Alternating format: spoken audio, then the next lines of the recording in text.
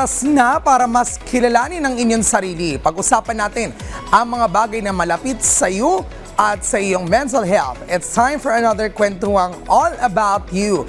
Kasama ang millennial psychologist na si Rian Portugues. Panoorin natin ito.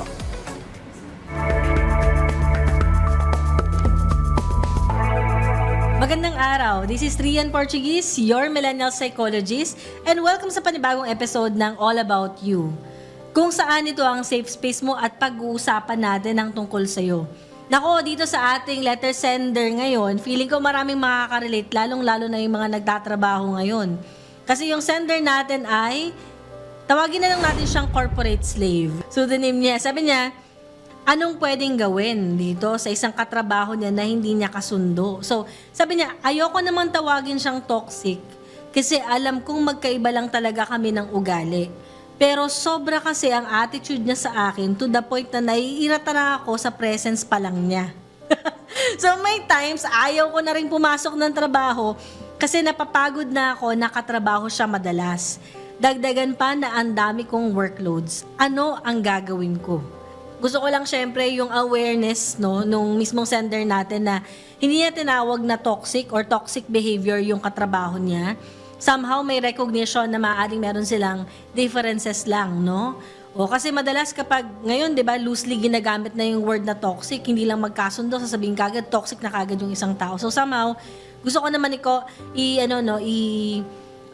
kilalanin yung mismong awareness ng mismong sender natin, no? Ibig sabihin, meron siyang pagkakataon na nandito pa yung openness niya para maunawaan yung mismong katrabaho niya at malaman kung siguro paano sila magkakaayos, 'di ba? Somehow kapag may ganyan pang mga paggamit ng language, no?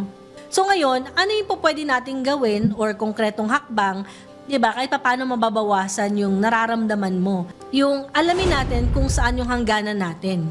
Meaning knowing your boundaries. Kumbaga, titiyakin natin na malinaw yung mismong hangganan natin sa tao na to kung saan tayo komportable. Kung gusto natin magkaroon ng boundaries, pwede na naman natin yun makommunicate dun sa katrabaho natin. Maganda rin dito syempre na i-practice din natin yung assertive communication para kahit paano maging okay kayo or maging okay ka sa trabaho, yung magkaroon ka din ng mas maayos na workload. Pero syempre minsan labas na to sa control natin eh. So papasok na dito yung kino-communicate mo yung need mo.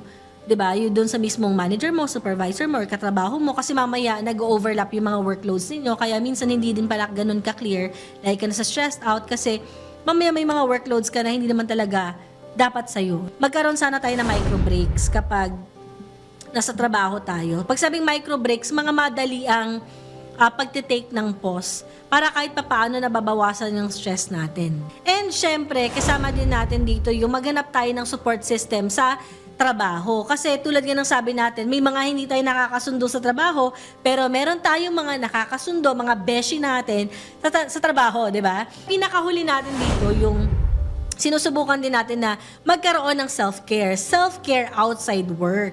Sa mga merong katanungan, huwag ninyong kalimutan na mag-send ng mismong question ninyo sa ating email address na makikita dito sa screen.